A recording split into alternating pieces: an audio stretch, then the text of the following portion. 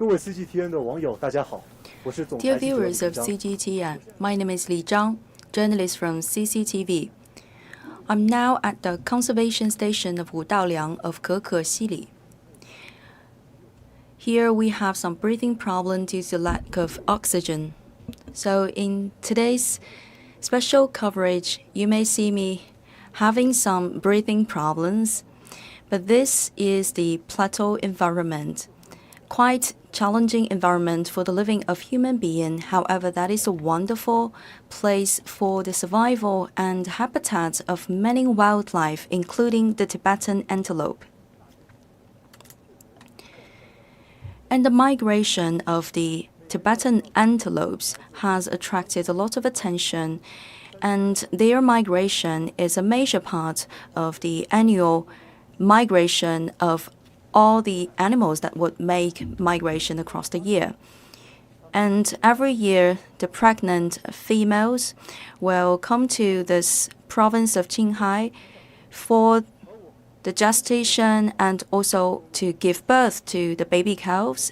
And afterwards, in autumn, they will bring their babies back to the plateau area. And over there, to my right-hand side, every year, they have this fixed trajectory. They will reach this prairie in order to form a certain size of the herd, and later on they will cross the road together. In order to secure the migration of the Tibetan antelopes, all the conservation stations will do the control of the traffic. They will stop the circulation of the vehicles for a certain period of time, and all the sirens are forbidden in order to minimize the turbulences created against those animals. 2 hours ago, we have captured some video shots I'd like to show to all of you. The Tibetan antelopes, they are very vigilant. During the migration, they will first of all make an observation about the external environment. Usually, when they run, they can reach 80 kilometers per hour. However, to cross the road, even it is not that wide enough, they will look left to right and right to left in order to secure themselves. And usually, it will take them several dozens of minutes or even some hours to cross the road and to reach the other side. And today we have invited the director of this conservation station to share with us more details about the migration of the Tibetan antelopes. So what are the daily measures to protect those animals? First of all, we will do the observation and monitoring of the daily living of Tibetan antelopes. And we will also do some calculations to set up our statistics. And later on, we can do the control of the traffic. Over the past several days, we have been staying here. For some of the herds, they are quicker in the crossing of the roads, but some others are slower. Why is that? Usually for each herd, there is the leading antelope. For the leader of the herd of the Tibetan antelopes, she may have already accumulated a lot of experience because she has practiced like this every year for a long period of time. So usually for the leaders of the herds, they are quicker in crossing the roads. Usually when we do the daily observation and monitoring of these Tibetan antelopes, what are the steps to control the traffic? When the Tibetan antelopes moved closer to the roads, when they are still 100 meters away from the main road, we will already start the control of the traffic so that we can enable a secured environment to let them pass. They will go from the other side of the road, from the lake of Zhuonai. And what is the distance between our spot to the Zhuonai lake? That is about 140 kilometers away. how many days will they take to travel from that lake to the calving grounds? More than 20 days, and it's between 20 days to 1 month. And apart from that assistance to their annual migration, what can you do on a daily basis? We do the patrolling in the mountain areas.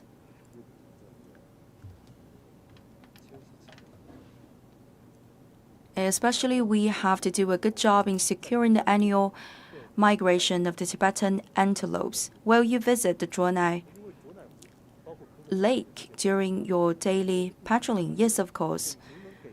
Many places are forbidden to the visitors, including in Kekesili and in Zhuonai Lake. So could you please give us a description about those areas?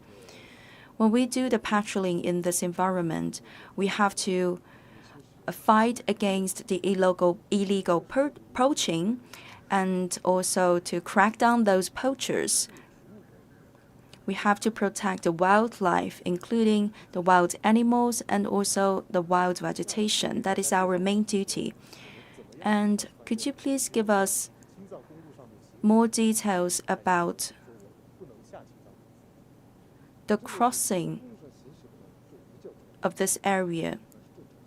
When someone drives along the road of the Tibetan region, does it mean that this person has intruded into the region? Actually, if you maintain your vehicle on the road, it's okay, but it's illegal for you to leave the main road and go inside this region.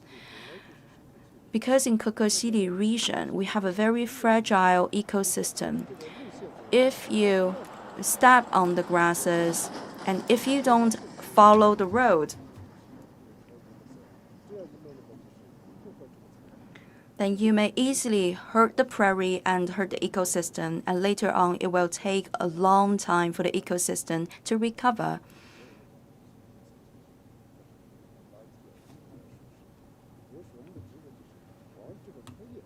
So for our main duty, we have to persuade people away from the entrance into this forbidden area. And I am new to this environment. I'm not used to the high altitude, and I have some breathing problems. What about you, Mr. Director? We've been used to this high altitude. However, we will sometimes go to the regions with lower altitudes for some holidays, but when we come back to the plateau region, immediately we can feel uncomfortable, but it will take some moments for us to get used to it again. As I can see now, here the ecosystem is really fragile and weak. So your job on a daily basis is to fight against illegal hunting, illegal poaching, and also you have to persuade all the people that would want a visit inside the region. And I've noticed that Kekesili region has a very large surface. How can you separate the tasks to each member? You have quite limited team members, right? Only 5 to 6 persons.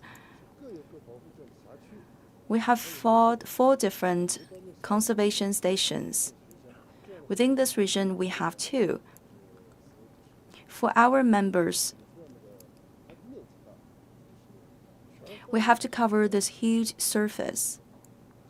Of course, it's quite impossible for us to do the patrolling to cover the whole area only by ourselves.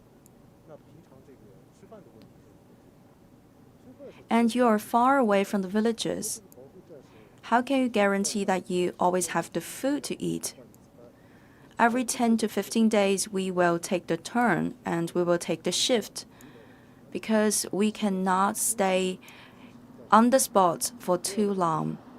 Every now and then, we can make shift, and there will be some other colleagues to take over these responsibilities, and then we can go back to our home. And then several days later, we will come back to take over the task. And just now, one question came to my mind. Compared to the last visit of mine to this region, I've noticed that the Tibetan antelopes have changed the color of their fur. Yes, actually, they have changed the fur. Throughout the year, there are several sessions of the changes with the fur. So you can put it like this. They have the clothing for the summer season and also then a new set of clothing for the winter season. Thank you so much, sir. Over the past decades, thanks to the hard efforts of all those protectors and workers at the stations of conservation, today the total number of the Tibetan antelopes living in this area made a spike from 70,000 to 300,000. And we are getting the Tibetan antelopes out of the list of endangered animals. And they are also a very good example of our efforts to help the nature and also to protect the animals. That is the end of today's special coverage. Thank you.